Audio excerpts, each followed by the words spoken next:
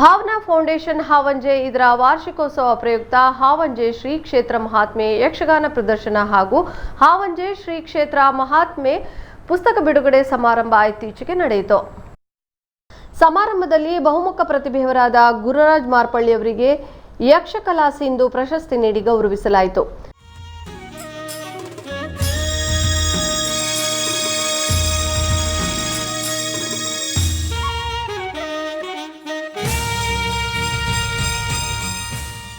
ಸನ್ಮಾನ ಸ್ವೀಕರಿಸಿ ಮಾತನಾಡಿದ ಅವರು, ಯಕ್ಷಗಾನದಲ್ಲಿ ಎರಡು ತಪ್ಪುಗಳು ಪರಂಪರಾಗತವಾಗಿ ಮೂಡಿ ಬರ್ತಾ ಇದೆ.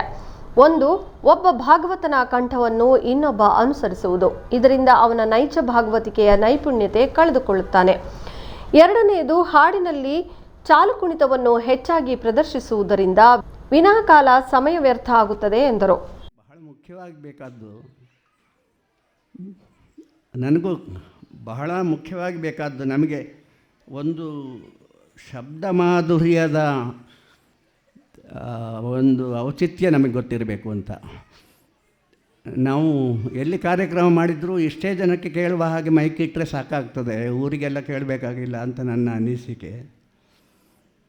ಇಂತಹ ಒಂದು ಶಬ್ದ ಸೌಂದರ್ಯ ಪ್ರಜ್ಞೆಯನ್ನು ನಾವು ಕಂಡುಕೊಂಡಿಲ್ಲ ಇನ್ನೂ ಅಂತ ನನಗೆ ಅನ್ನಿಸ್ತದೆ. ಆ ದೃಷ್ಟಿಯಿಂದ ಯಾರಾದರೂ ಕೇಳಿದರೆ, ಬೇರೆ ಹೊಸಬ್ರು ಬಂದು ಕೇಳಿದರೆ, ಯಕ್ಷಗಾನ ಅಂದರೆ ಏನು, ಅದು ಬೊಬ್ಬೆ ಹೊಡಿತೀರಲ್ಲ ನೀವು, ಅದಲ್ವಾ ಅಂತ ಹೇಳ್ತಾರೆ. ಆ ರೀತಿಯ ಬೊಬ್ಬೆಗೆ ಕಾರಣ ಆಗಿರುವ ಅದರ ಸೂಕ್ಷ್ಮತೆಯನ್ನೆಲ್ಲ ಕಳ್ಕೊಂಡಿರುವಂತಹ ಒಂದು ಸಮಯದಲ್ಲಿ ನಾನು ಇಡಗುಂಜಿ ಮೇಳದಲ್ಲಿ ಬಹಳ 2 ವರ್ಷ ಕೆಲಸ ಮಾಡಿದೆ. ನನಗೆ ಮುಖ್ಯವಾಗಿ ಭಾವನಾ ಫೌಂಡೇಶನ್ ಅಧ್ಯಕ್ಷರಾದ ಮಂಜುನಾಥ್ ರಾವ್ರವರು ಬರೆದ ಹಾವಂಜೆ ಶ್ರೀ ಕ್ಷೇತ್ರ ಮಹಾತ್ಮೆ ಪುಸ್ತಕವನ್ನು ಪಾದೇಕಲ್ಲು ವಿಷ್ಣು ಭಟ್ ಅವರು ಬಿಡುಗಡೆಗೊಳಿಸಿದರು.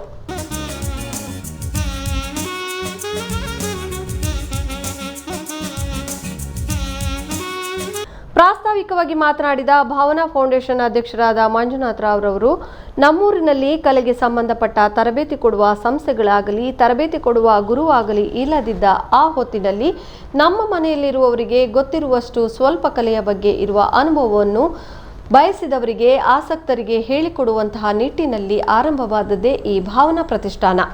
ನಾನು ಹಾವಂಜೆ ಶ್ರೀ ಕ್ಷೇತ್ರ ಮಹಾತ್ಮೆ ಪ್ರಸಂಗವನ್ನು ಸುಮಾರು 52 ವರ್ಷಗಳ ಹಿಂದೆಯೇ ಬರೆದಿದ್ದೆ ಎಂದರು.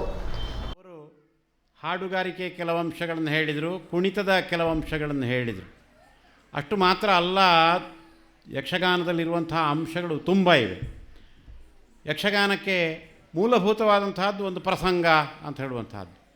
ಆ ಪ್ರಸಂಗ ರಚನೆಯ ಕ್ಷೇತ್ರವು ಏನು ಸಣ್ಣದಲ್ಲ. ನನ್ನ ಅಧ್ಯಯನ ಇರುವಂತಹದ್ದು ಯಕ್ಷಗಾನ ಪ್ರಸಂಗಗಳ ಒಂದು ಥರದ ಸಾಹಿತ್ಯ ರೂಪದ ಅಧ್ಯಯನ, ಸಂಶೋಧನೆ ಇತ್ಯಾದಿಗಳಿರುವಂತಹದ್ದು. ಅದು ಅವರೇ ಹೇಳಿದ ಹಾಗೆ ಯಕ್ಷಗಾನ ಎಂಬಂಥದ್ದೊಂದು ಸಿಂಧು, ಅದರಲ್ಲಿ ಒಂದು ಬಿಂದು. ಇದು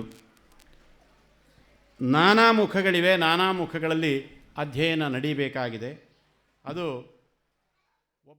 ವ್ಯವಸ್ಥಾಪನಾ ಸಮಿತಿ ಅಧ್ಯಕ್ಷ ಸುರೇಶ್ ಬಿ ಶೆಟ್ಟಿ, ಭಾಸ್ಕರ ಆನಂದ ಕುಮಾರ್, ಜನಾರ್ದನ್ ಹಾವಂಜೆ, ವಿಶ್ವರಾವ್ ಹಾವಂಜೆ, ಗ್ರಾಮ ಪಂಚಾಯತ್ ಅಧ್ಯಕ್ಷ ಅಜಿತ್ ಗೋಳಿಕಟ್ಟೆ ಮತ್ತಿತರರು ಈ ಸಂದರ್ಭ ಉಪಸ್ಥಿತರಿದ್ದರು.